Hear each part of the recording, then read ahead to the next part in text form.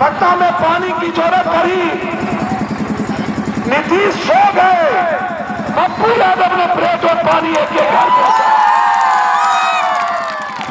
जब सारे लाश सड़कों पर थे, सड़ गए थे, तो अकेला पप्पू यादव कंधों पर लाश उठाया। हर बात होना के लाश को या तो जलाया, या तो गंगा में ले गया, या तो दफनाया।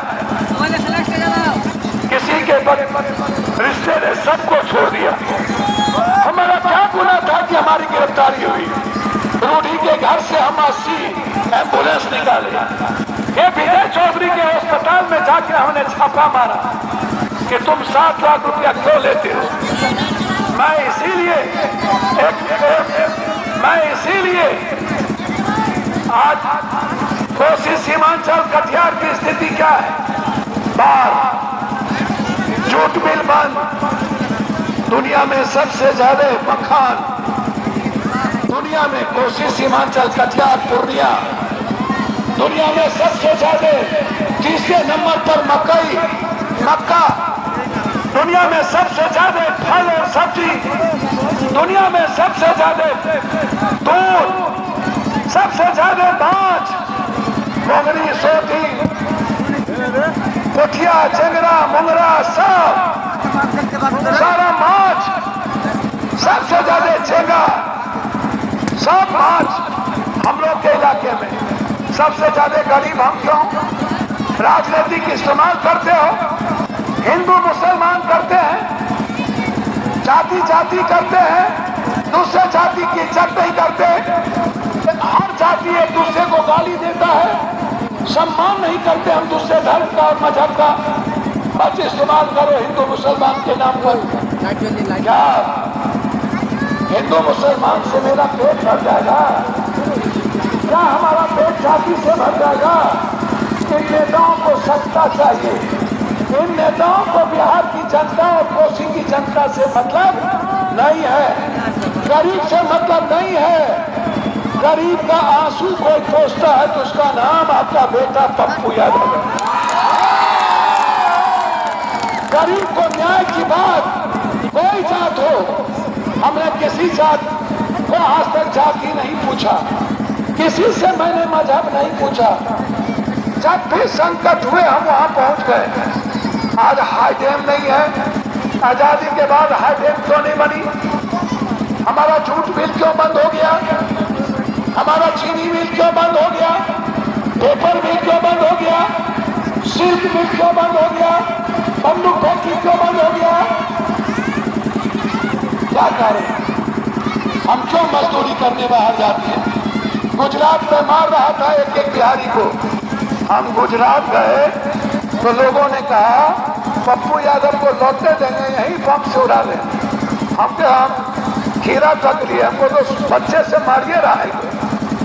हम गए, हमने कहा मोदी जी एक को बिहारी को मार के दिखा दीजिए, या तो हम रहेंगे या तो गुजरात रहेगा, तो यही बात है।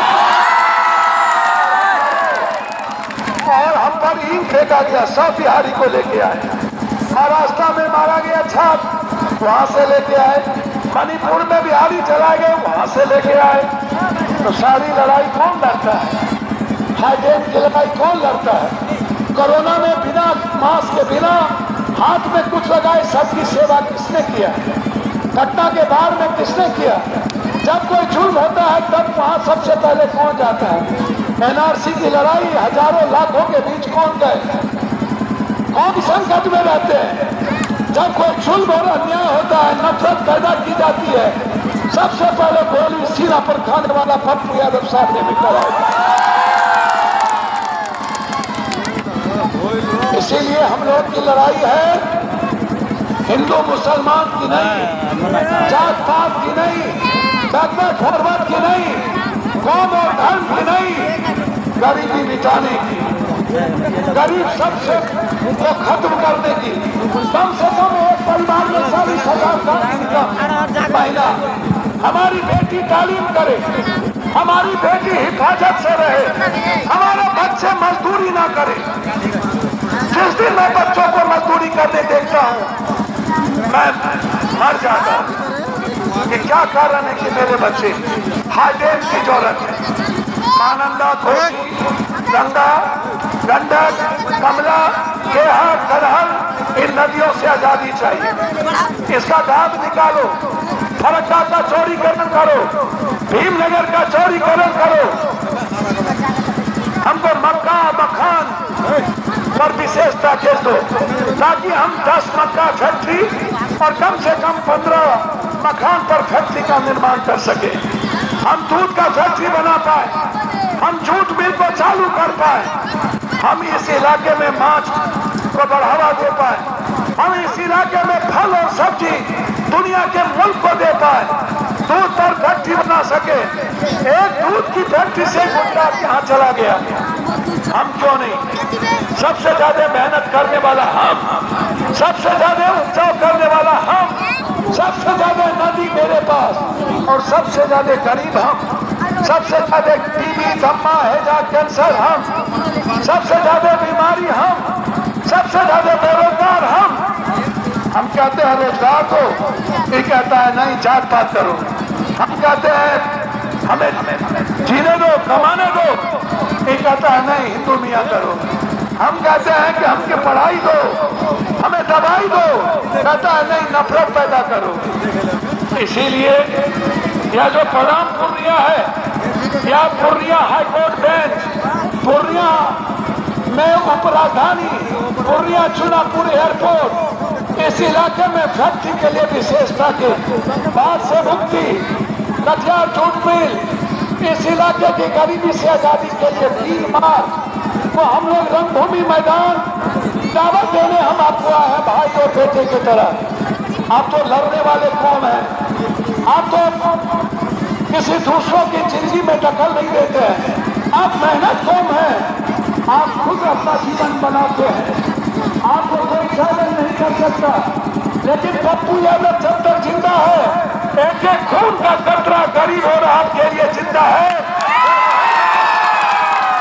कोई भी पुलिस, कोई भी गुंडा, कोई भी सीआई कर्मचारी, मैं आपको वादा करता हूं 3 महीने के चुनाव के 3 महीने के बाद यदि एक एक थानेदार, एक एक सीओ, वीडियो, एसपी, कलेक्टर ना सुधर गया, मेरे पैदाइश में फर्कोगा मैं तोमला का पैदा किसी के पैर को नहीं पकड़ाएंगे, आजादी से जिएंगे।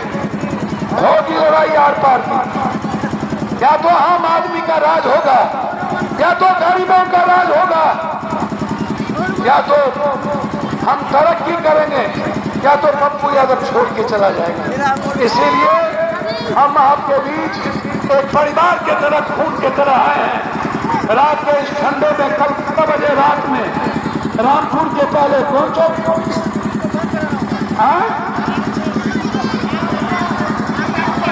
मालबारी में सभा थी।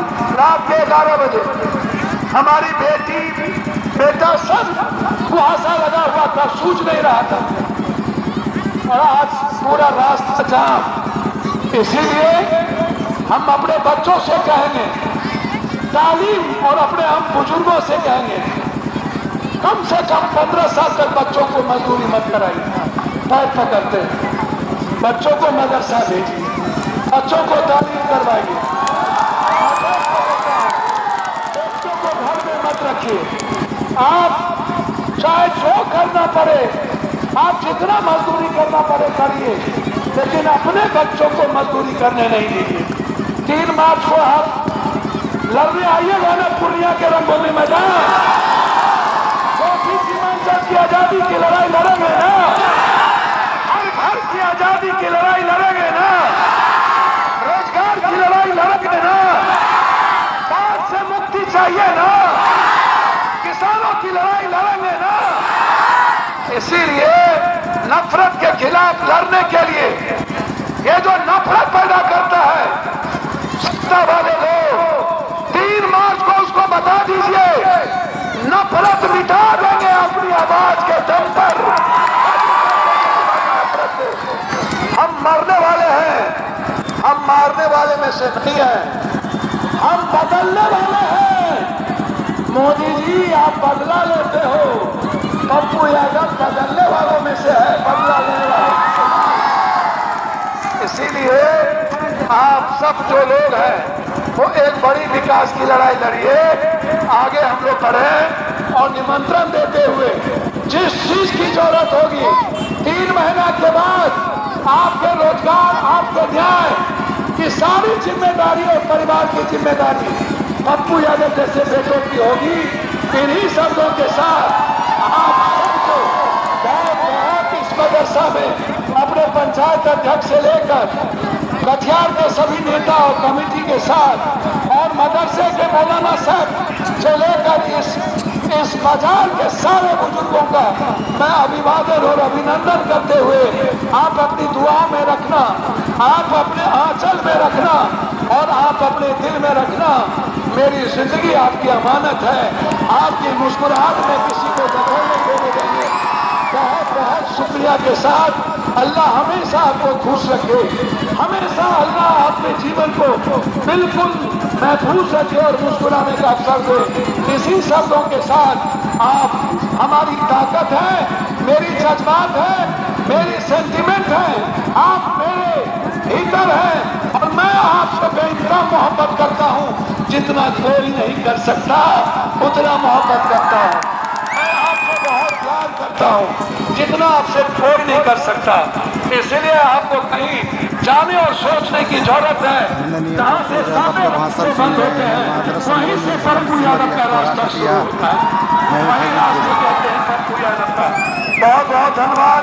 आप इतने रात तक यहाँ डटे रहे, इसलिए इसके लिए आपको शुक्रिया करते हुए आप सबको अल्लाह हफीज़ अस्सलाम वालेकुम करते हुए मैं अपनी बात समाप्त करता हूँ। बहुत बहुत शुक्रिया। गरीबों मजलूमों की आवाज पप्पू यादव जिंदाबाद। बहुत आप देखिए ये ताकत मेरे लिए सुन लीजिए, मेरे लिए ये जो ताकत है, जब तक ये ताकत रहेगा तब तक इस भारत में कभी किसी का गरीब का आंसू नहीं बहने देंगे और उसके साथ अन्याय नहीं करने देंगे। इस वादा के साथ मैं आपसे विदा लेता हूँ। अल्लाह। अरे गरीबों मजलूमोकी आवाज पप्पू यादव जिंदाबाद।